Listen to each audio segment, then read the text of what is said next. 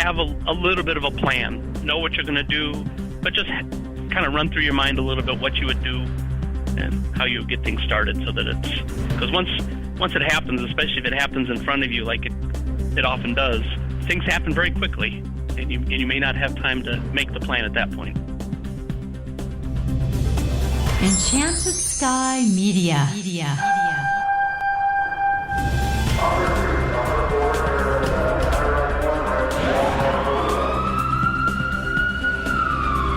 From the Federal Resources Studio, this is Code 3, the Firefighters Podcast, hosted by award-winning journalist Scott Orr. Code 3 features interviews with leading members of the fire service, discussing firefighting strategy, tactics, and other topics you need to know more about. Now, here's Scott. That's right, and I will not let Parkinson stop me. Thank you for joining me again here on Code 3. This is the show for and about firefighters. We're informing and entertaining members of the fire service, just like you, from coast to coast. Have you ever been off-duty driving somewhere and come upon a crash scene? What should you do? What gear do you have in your POV? And most importantly, are you prepared to be a help and not a hindrance? My guest today has some thoughts on that. Michael Fraley is coordinator of the North Central Wisconsin Regional Trauma Advisory Council. Mike has worked as a flight paramedic, an EMS service manager, and an assisted living facility owner and administrator. And Mike Fraley joins me now. Welcome to Code 3. Howdy, thank you for having me on. This is a trickier question than it might seem. Let's start with whether you should become involved at all. If you had the patient's only hope, then sure you'd want to. But what if there's already somebody on scene? What should you do then?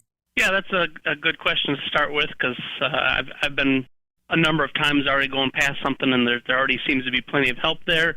And oftentimes I'll decide not to. If it looks like there's help there and they have it under control, then I decide I'm probably not going to contribute to any more confusion and just keep going. But if there's nobody else there, or maybe just a few citizens, then I'll definitely stop. Now, what do you carry in terms of gear in your own vehicle? I have really just basic first aid supplies, if you will. It's just a basic little jump bag, just a small little thing that I can grab. It doesn't take up a whole lot of space in my car.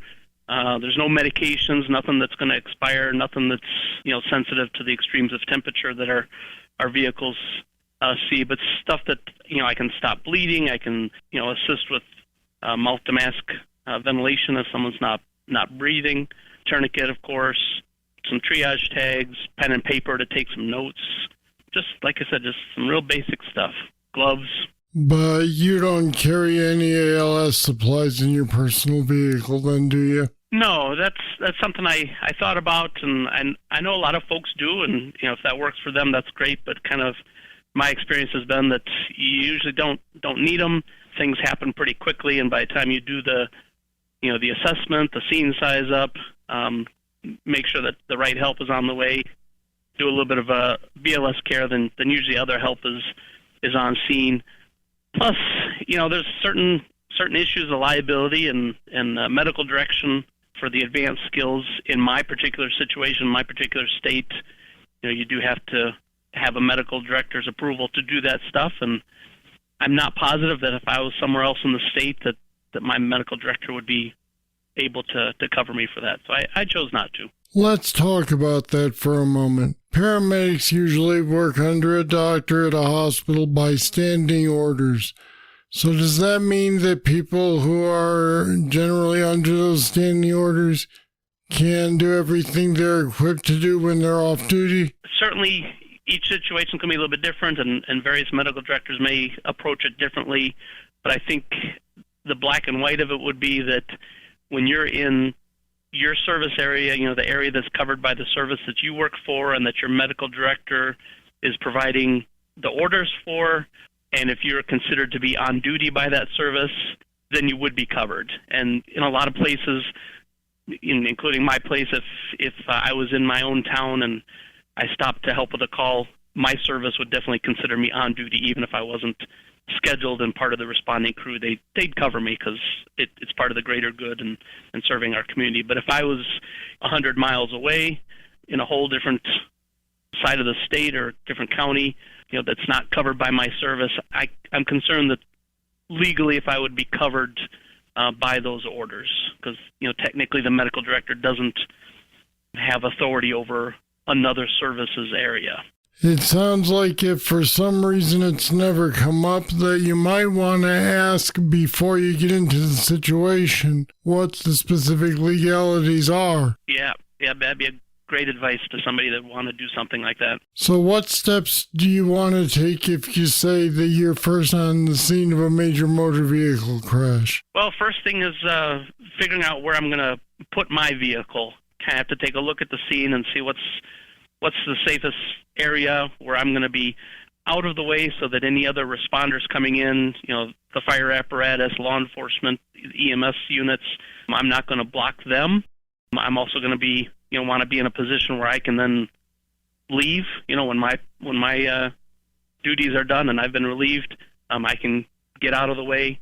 I also don't want to hinder the visibility of the scene. If someone else is already there, maybe a law enforcement officer is already there with their lights on, I wouldn't want to park behind them because then that would block the view of their lights from any oncoming traffic. So let me jump in here for a moment. I think given the number of cases we've heard of people who've actually crashed into a fire rig at a scene, that your average SUV's four-way flashers would not be very good in terms of alerting people like that you're stopped for an emergency. Yeah, that's definitely true.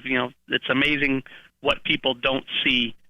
And if I was going to park my vehicle before the scene and just do the flashers, I don't have any emergency lighting on my vehicle. So if I were to park and leave the four-way flashers on, I'd be sure to park a ways before the scene, to give the room for other vehicles to come in. And then also if heavens forbid somebody were to hit my vehicle, then it wouldn't crash into the rest of the scene. It hopefully stop before they got to us.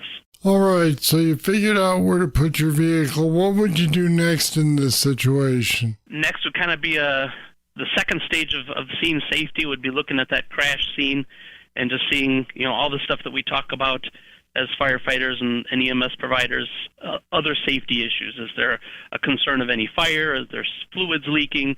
Is the vehicle unstable? Did they hit any utilities? Are there any power lines or anything like that down that I need to be concerned about?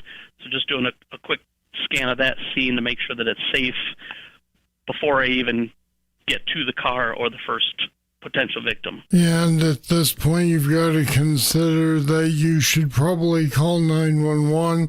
I'm wondering if you would call anyway, even if you knew somebody else had, because you have some specific knowledge of the situation and could help. For the first couple minutes on scene, if I get there and there's somebody already there, I ask them, did you call 911? Or I instruct them to call 911 and call it in. And then I'll get a look at the patients and then maybe give an update call to 911. As long as somebody's made that initial call, I'm okay with that.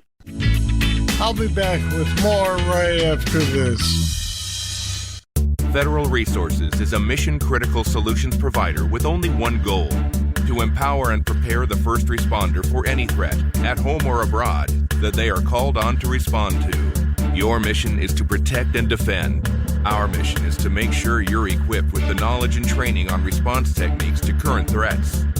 We'll make sure you know the latest innovations in technology to ensure mission success every time. You look out for everyone else. Let us look out for you. Learn more at federalresources.com.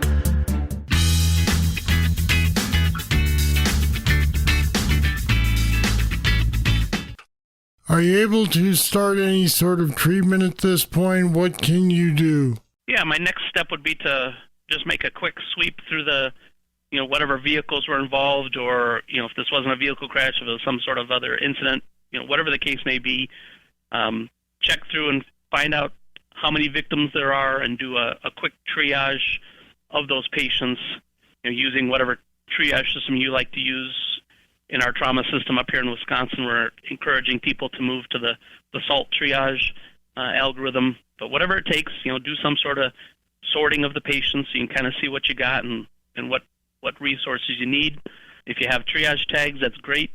Those are always helpful. But if not, you can still sweep through and get a handle on that. And then at that point, I'd kind of need to make the decision: do I need to call in and give the 911 telecommunicator some more information about the scene, or could I tell a bystander to do it while I begin doing some patient care? And then when units show up, are they likely to want your help, or are they more likely to say, all right, we'll take it from here? It runs the gamut. In an area where they've got lots of resources that get there fairly quickly, fire companies and, one or two ambulances, depending on how many patients there are, they might not need your help. And because they don't know you, they really don't know what your skill set is or capabilities, they may relieve you and say thanks and you're done. In other situations where it's a rural setting and it's a long time between responders arriving on scene, that first crew may be very appreciative to have a little bit more help on scene. Has this situation ever arisen for you? Yeah, I've had a couple times. The most memorable one was one where I was just kind of heading down the main stretch of highway in my area, and a little ways up ahead of me I saw a vehicle veering towards the center and went into the center. It's a divided highway, and just started going into the center, and then they hit one of those areas where the law enforcement officers cross over, and she just happened to hit that, and the car went airborne for a little bit, just kind of like going off of a jump, and came back down on the other side and came to a rest. I stopped. A couple other people stopped pretty quickly. Luckily, amazingly, the person wasn't seriously injured.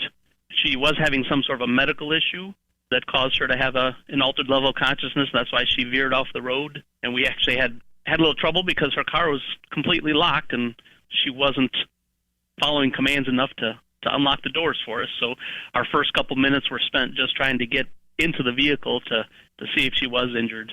And then shortly after we gained access, the fire department and EMS units arrived on scene. Once they arrived, was it hard for you to just leave and go on about your business at that point? It was a little bit. The crew had enough help. They had there was only one patient, and they had a number of crew members, so they didn't really need my help. I gave them what little information I had about her at that point, and what little assessment that I'd done was passed on to them real quick, and they said, okay, we'll be good from here. And I grabbed my kit and the other responder that had stopped, and I talked to her for a second, and then we moved off. There was law enforcement there, so we stopped and checked with the law enforcement.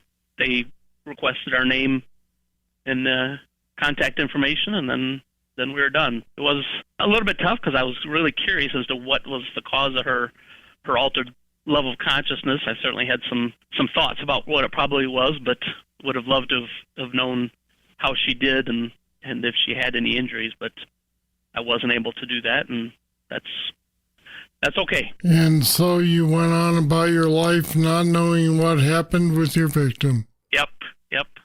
I knew that, I stopped and did what I could to help and make sure that she was okay, and let somebody else take it from there. Having been through this, what is the one piece of advice you would give, if you could only give one piece, to somebody coming up on the scene where they may have to do some treatment? I think the main thing would be to just have a little bit of a plan. Know what you're going to do.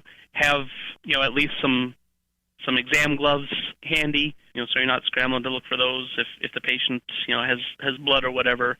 But just kind of run through your mind a little bit what you would do and how you would get things started, so that because once it happens, especially if it happens in front of you, like it often does, things happen very quickly, and you may not have time to make the plan at that point.